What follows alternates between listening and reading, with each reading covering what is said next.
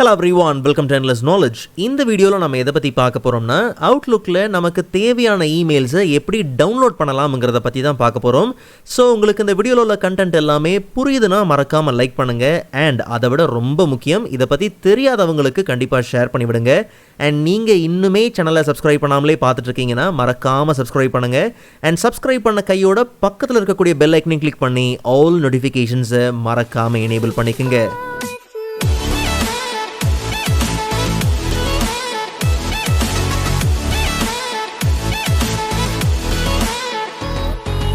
Alright, so first of all, Outlook emails ஆஃப்லைனில் ஒரு copy இருக்கணும் அப்படின்னாலும் சரி, இல்லை எனக்கு இந்த இமெயில்ஸ்லாம் க்ளவுட் ஸ்டோரேஜில் அப்லோட் பண்ணணும்னாலும் சரி, தாராளமாக நீங்கள் இந்த இமெயில்ஸை டவுன்லோட் பண்ணிக்க முடியும். பட் இந்த இமெயில்ஸை ஆஃப்லைனில் டவுன்லோட் பண்ணுறதுக்கு அவுட்லுக் டெஸ்க்டாப்லேயும் சரி, அவுட்லுக் வெப்லேயும் சரி நிறைய டிஃப்ரென்ஸ் இருக்குது. ஸோ தெளிவாக கவனிங்க. ஸோ முதல்ல நம்ம அவுட்லுக் டெஸ்க்டாப்பில் பார்த்துடலாம். ஸோ உங்களுக்கு எந்த மெயிலை டவுன்லோட் பண்ணணுமோ ஜஸ்ட் அந்த மெயிலை நீங்கள் என்ன பண்ணுங்கள், செலக்ட் பண்ணுங்கள். செலக்ட் பண்ணிவிட்டு டைரெக்டாக நம்ம ஃபைல் மெனுவில் அங்கே நமக்கு சேவ் ஆஸ் ஆப்ஷன் இருக்கு இல்லையா. ஒன்ஸ் நம்ம சேவ் ஆஸ் கொடுத்த உடனே எந்த லொக்கேஷனில் உங்களுக்கு சேவ் பண்ணணுமோ ஜஸ்ட் அந்த லொக்கேஷனுக்கு போயிருங்க. நல்லா கவனிங்க, நாம் ஒரே ஒரு மெயிலை மட்டும்தான் என்ன பண்ணுறோம், சேவ் பண்ணுறோம். ஒரு மெயிலை சேவ் பண்ணும் போது அந்த மெயிலோட சப்ஜெக்ட் என்ன, இப்போ க்ரீட்டிங்ஸ் அப்படிங்கிறது இந்த மெயிலோட சப்ஜெக்ட். ஸோ அந்த நேமே பார்த்தீங்கன்னா ஃபைல் நேமாக பார்த்தீங்கன்னா ப்ளேஸ் ஆயிரும்.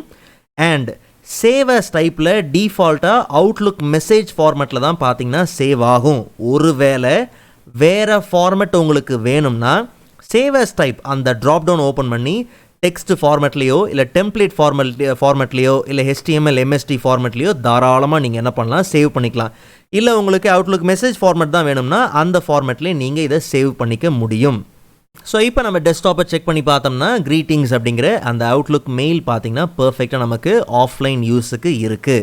பட் இதே அவுட்லுக் டெஸ்க்டாப்பில் ஒருவேளை மல்டிபிள் இமெயில்ஸை நீங்கள் டவுன்லோட் பண்ணணும், சேவ் பண்ணணும்னும் போது சேம் கண்ட்ரோல் கீ ஹோல்ட் பண்ணி நீங்கள் என்ன பண்ணுங்கள், தாராளமாக உங்களுக்கு தேவையான மல்டிபிள் இமெயில்ஸை செலக்ட் பண்ணுங்கள்.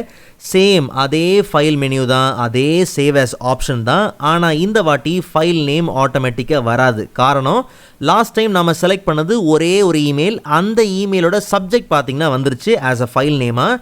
பட் இந்த வாட்டி மல்டிபிள் இமெயில்ஸை மல்டிபிள் மெயில்ஸை நம்ம செலக்ட் பண்ணியிருக்கிறதுனால ஃபைல் நேம் நாம் தான் கொடுக்கணும். ஸோ நாம் இப்போதைக்கு ஆஃப்லைன் சாம்பிள் அப்படிங்கிற நேம் கொடுத்தாச்சு. பட் இதை விட தாண்டி ஒரு முக்கியமான விஷயம் என்னென்னா, லாஸ்ட் டைம் ஒரே ஒரு இமெயில் இல்லையா, அதனால சேவ் அஸ் டைப்பில் டிஃபால்ட்டாக என்ன இருந்துச்சு, மெசேஜ் ஃபார்மேட் இருந்துச்சு அண்ட் வேறு வெரைட்டி ஆஃப் ஃபார்மேட்ஸ் இருந்துச்சு. பட் இப்போது மல்டிபிள் இமெயில்னு வரும்போது டெக்ஸ்ட் ஃபார்மேட்டில் மட்டும்தான் நீங்கள் இதை சேவ் பண்ணிக்க முடியும்.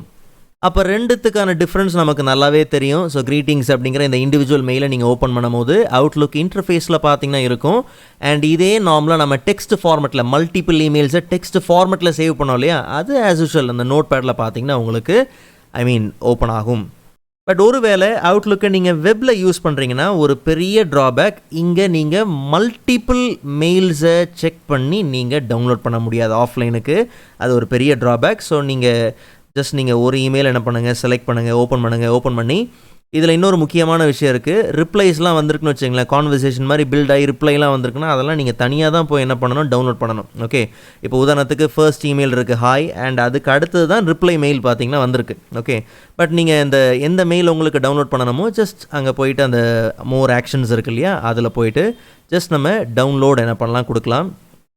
ஸோ இமீடியட்டாக பார்த்தோம்னா நமக்கு EML அப்படிங்கிற இந்த ஃபார்மேட்டில் பார்த்தீங்கன்னா டவுன்லோட் ஆகிருக்கு. கவனிச்சிங்களா? ஸோ EML அப்படிங்கிற ஃபார்மேட்டில் டவுன்லோட் ஆகிருக்கு. ஜஸ்ட் நீங்கள் ஓப்பன் பண்ணும்போது அவுட்லுக் இன்டர்ஃபேஸில் டெஸ்க்டாப் இருக்கும் போது அதிலே பார்த்தீங்கன்னா உங்களுக்கு ஓப்பன் ஆகும். பட் அந்த கான்வர்சேஷனோட அடுத்த மெயில் ரிப்ளை மெயில்ஸோடு பார்த்தீங்கன்னா வந்திருக்காது. உங்களுக்கு ஒருவேளை அதுவும் தேவைன்னா வேறு வழி இல்லை, ஜஸ்ட் நம்ம என்ன பண்ணணும், அதையும் சேர்த்து நம்ம டவுன்லோட் பண்ண வேண்டியது இருக்கும்.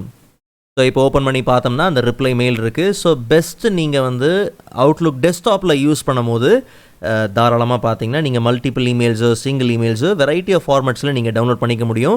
ஒருவேளை நீங்கள் மொபைலில் யூஸ் பண்ணுறீங்கன்னா அப்போ உங்களுக்கு print to PDF as a பிடிஎஃபாக தான் நீங்கள் என்ன பண்ண முடியும். அந்த ஆப்ஷனை யூஸ் பண்ணி நீங்கள் தாராளமாக உங்களோட மெயில்ஸை ஆஃப்லைனுக்கு நீங்கள் என்ன பண்ணலாம், கொண்டு வந்துடலாம். ஓகே, ஸோ இந்த வீடியோ உங்களுக்கு யூஸ்ஃபுல்லாக இருக்குன்னு நம்புகிறேன். ஒருவேளை உங்கள் இன்பாக்ஸில் ஆயிரக்கணக்கான மெயில்ஸ் இருக்குது, ஒருவேளை அதெல்லாம் நீங்கள் க்ளீன் பண்ணணும், உங்கள் இன்பாக்ஸை ரொம்ப க்ளீனாக வைக்கணும்னு விரும்புகிறீங்கன்னா ஆர்கைவ் ஆப்ஷன் கூட நீங்கள் தாராளமாக என்ன பண்ணலாம், யூஸ் பண்ணலாம். ஆர்கைவ் பற்றி நம்ம ஏற்கனவே ஒரு வீடியோவில் பார்த்துருக்குறோம். அண்ட் அந்த வீடியோக்கான லிங்க் நான் டிஸ்கிரிப்ஷனில் கொடுக்குறேன், கண்டிப்பாக நீங்கள் செக் பண்ணி பாருங்கள். அண்ட் ப்ரீவியஸ் அவுட்லுக் வீடியோஸ்க்கான லிங்க்கும் டிஸ்கிரிப்ஷனில் இருக்குது, மறக்காமல் நீங்கள் செக் பண்ணி பாருங்கள், உண்மையிலே யூஸ்ஃபுல்லாக இருக்கும். அண்ட் நெக்ஸ்ட் வீடியோவில் அதோட இன்ட்ரெஸ்டிங்கான டாப்பிக்கை பார்க்கலாம். அதுவரை காத்திருங்கள்.